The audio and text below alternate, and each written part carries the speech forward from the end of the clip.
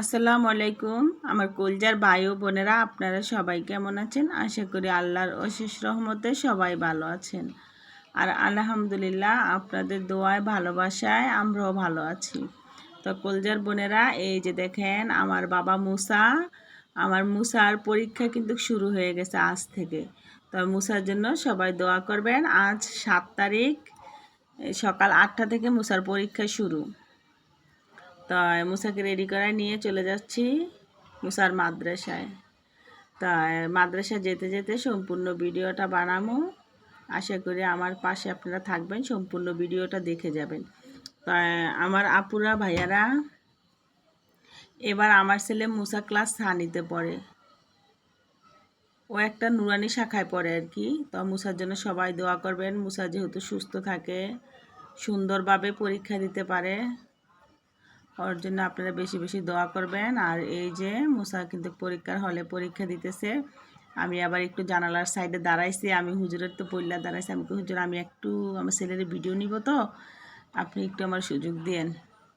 তো মুসার সিট একদম পিছে পড়ছে, কারণ ওদের আবার 2টা ক্লাসে বসাইছে, বাচ্চাদের সিট নাম্বার যায় পিছে পড়ছে আর কি। আর আমি আবার মুসার পরীক্ষার হলে ঢুকাই দিয়ে আমি একটা জায়গা অপেক্ষা করতেছি। আমাদের মাদ্রাসার সামনে একটা চাচার দোকান আছে, চাচা বলতেছে ভিতরে এসে বসো।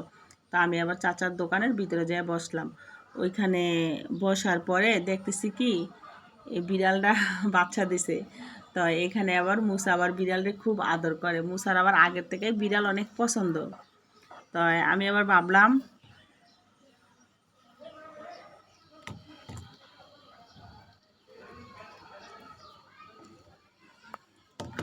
তো আমি আবার ভাবলাম একটু করি, একটু ভিডিও নেই। তো এই জন্য ভিডিও নিয়েছি। দেখেন মাশাল্লাহ কি সুন্দর 4টা বাচ্চা দিছে বিড়ালের। তো মুসা কিন্তু এই বিড়ালের বাচ্চাগুলো আমাদের বাসায় আনতে চাইবো। তো আমি বিড়ালের বাসা, এই বিড়াল আমি আমার বাসায় আনা পছন্দ করি না। আমার আমার এই বিড়াল আনা বিড়াল মানে বিড়াল পালতে ভালো লাগে, দেখতেও ভালো লাগে, কিন্তু বিড়াল যখন বাথরুম করে তখন এগুলো আমি আর সহ্য করতে পারি না। তো এই জন্য আমি বিড়াল আমার বাসায় নিয়ে আসি না। তো একবার আর অনেক দিন আগে, আরও 2 বছর আগে, আমাদের বিল্ডিংয়ের নিচে একটা বিড়াল ছিল, মুসা ওইখান থেকে আনছিল। আমার বাসায় 4 দিন বিড়ালটা রাখছিল। রাখার পরে ওই বিড়ালটা বাথরুম যখন করতো, তখন আমি ঘরে আর কোনো খাবার খেতাম না, আমার মেয়েও খাবার খেত না।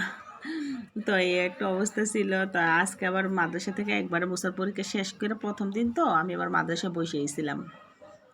তো পরীক্ষা শেষ করে আমি আবার এখন আবার সবজি কিনতেছি। তারপরে আবার কিনলাম, গরুর মাংস কিনলাম, মুরগি কিনলাম, মাছ কিনলাম। তো সব কিছু কিনে নিয়ে আসলাম, যেহেতু আমি বাজারের পাশে দিয়েই ওর মাদ্রাসায় যাই। তো এখানে আবার 1 কেজি গরুর গোস্ত আনছি। তো ওদিকে আবার মুরগি আনছি। তা আসলে বাজার, প্রতিদিনের বাজার তো প্রতিদিন করতে হয়। দেখা গেছে পেটে তো খাবার দিতে হয়, খাবার না খেয়ে তো আর থাকা যায় না। দাম হোক, কম দাম হোক, বেশি দাম হোক, খাবার তো খাইতে হবে, বাঁচতে তো হবে। তাই মুরগাটা আবার আমি আজকে ড্রেসিং করে নিয়ে এসেছি আর কি। তো এটা হলো ব্রয়লারের মুরগি। তো ব্রয়লারের মুরগি একটা নিয়ে এসেছি। আর হলো এখানে আনছি টমেটো, তারপরে লেবু, কাঁচামরিচ, আর হলো গিয়া মূলা। তো ওগুলা সব কিছু নিয়ে আসছে আর কি। আর সকালবেলায় সব বাজারে যারা, আর ওর পরীক্ষা শেষ হয়ে গেছে আজকে। কয়টার দিকে শেষ হলো? 11টার দিকে। হ্যাঁ, 11টার দিকে ওর পরীক্ষা শেষ হয়েছে। একবারে 11টার দিকে বাজারে। আর সকালে আমারও নাস্তা খাওয়া হয় না। মুসা পরীক্ষা দিতে গেছে এই একটা, হ্যাঁ, একটা বনরুটি নিয়ে খাদিজা, মুসা, আমি 3 জনে খাইছি। আর অত সকালবেলা আমরা কেউই খাবার খাইতে পারি না। দেখা গেছে সকাল 6টা 7টার দিকে আমরা কেউ কখনো খাই না। তো এই জন্য আমরা খাইতে পারি নাই, মা মেয়ে ছেলে কেউই খাইতে পারি নাই। তো এই জন্য এগুলা খাইয়েই গেছে গে। খাদিজা গেছে প্রাইভেটে, খাদিজা তো আজকে স্কুল বন্ধ। আর ওর ছিল প্রাইভেট, ও প্রাইভেটে গেছে। আর মুসার হলো পরীক্ষা চলতেছে, তো মুসার তো পরীক্ষা দিতে নিয়ে গেছি। তো ভাবছি সবাই মিলে আইসে একসাথে নাস্তা করব। তো বাসায় আবার আজকে ভাত রান্না ছিল, আর তারপরে গতকালকে বিরিয়ানিও ছিল। তো ওগুলার খাওয়া যাবে না। তো আজকে আবার মুসা আবার বলছে আম্মু আজকে বাহিরে থেকে নাস্তা কিনে নিয়ে যাবা। তো বাহিরের থেকে নাস্তা আর কি আমার আবার একটু মিস্টেক হয়ে গেছে, আমি মাছের ভিডিওটা আগে দিয়ে দিছি, নাস্তার ভিডিওটা পরে দিয়ে দিছি আর কি। তো বাহিরের থেকে আবার নাস্তাও নিয়ে আসলাম।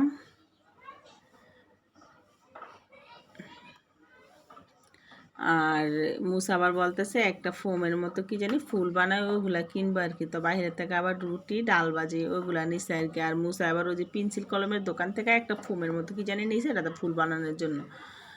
ও আবার দেখলে আর বাসা আসার পরে এত পরিমাণের গরম, এত কিটা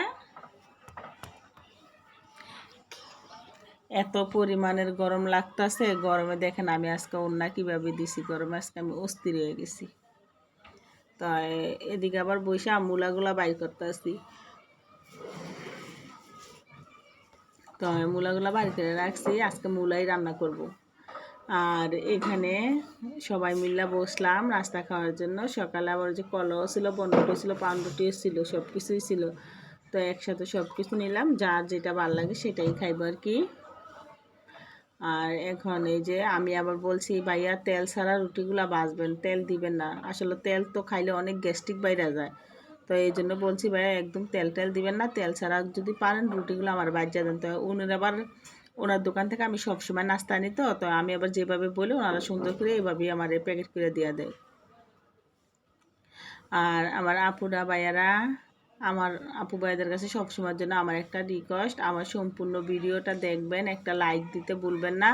আর আমার ছেলে মেয়ে দুজনের জন্যই দোয়া করবেন, ওরা যাতে সবসময় ভালো থাকে, সুস্থ থাকে, ওদের আল্লাহ তাআলা যেন নেক হায়াত দান করে। আর মুসা যেন সুন্দরভাবে পরীক্ষা দিতে পারে, মুসার জন্য অনেক অনেক দোয়া করবেন। আমার কলজার আপুরা, কলজার ভাইয়ারা, আমি দোয়া করি আমার আপুরা ভাইয়ারা সবসময়ের জন্য ভালো থাকুক, সুস্থ থাকুক। ভিডিওটি শেষ করলাম, আল্লাহ হাফেজ।